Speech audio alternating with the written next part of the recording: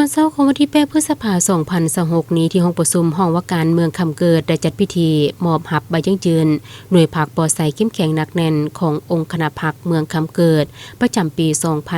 2025 ภายใต้การเป็นประธานของสหายบุญยมหลวงบุญมาห้องเลขาผักเมืองโดยมีคณะผักฮักทานสำนักงานคณะผักฮักทานบ้านของซีตะแสงเข้าร่วม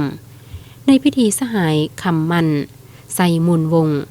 คณะประจำพักเมืองหัวหน้าคณะจัดตั้งเมืองได้ขึ้นผ่านบทสรุปการก่อสร้างหน่วยผักปอไซเข้มแข็งหนักแน่นประจำปี 2025 ว่าองค์คณะพักเมืองคำเกิดเป็นองค์คณะพักหนึ่งที่ขึ้นกับองค์คณะพักแขวงเมืองคำไซทั่วเมืองมี135ฮักฐานพักในนั้นมี9คณะพักฮักฐานมี126หน่วยพักหน่วยพักฮักฐานมี78หน่วยพักหน่วยพักที่ขึ้นกับคณะพักฮักฐานมี48หน่วยพักมีสมาชิกพักทั้งหมด 2,189 สหายหญิง530สหายสมาชิกพัก3ห้องมี149สหายหญิง53สหายสมาชิกพักแข่ง 1,925 สหายหญิง307สหายสมาชิกพักกลาง1สหายสมาชิกพักอ่อน2สหายหญิง1สหายสมาชิกพักโบไดจัดมี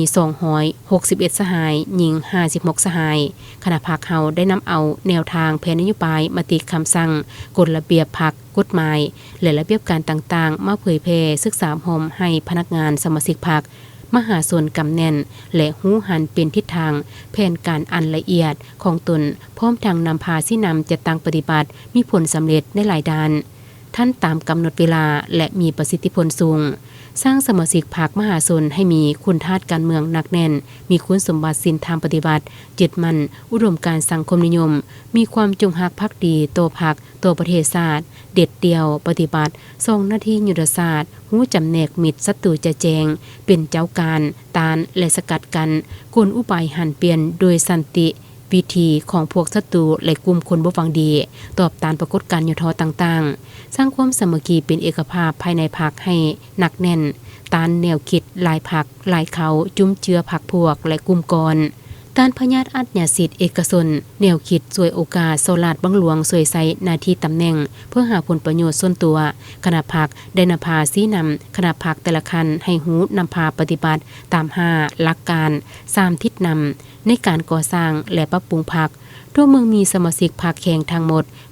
1,925 สหายหญิง307สหายกวมเอา87กว่าสหายตีราคาคะแนนรวม5เนื้อในได้ 9.5 คะแนนจัดเป็นประเภทหน่วยพรรคแข่ง113หน่วยพรรคประเภทกลาง2หน่วยพรรคประเภทอ่อน2หน่วยพรรคจากนั้นสหายยังได้ผ่านมติตกลงฉบับเลขที่155-163ทับคปพคลงวันที่16มีนาคม 2026บริการรับรองเอาหน่วยผักปอไซเข้มแข็งหนักแน่นจำนวน113หน่วยผักทั่วเมืองในพิธีดังกล่าวยังได้มอบบัตรสมาชิกพรรคให้สมาชิกพรรคสมบูรณ์สุดที่12ของเมืองคำเกิดจำนวน54สหายหญิง12สหายเติมเอก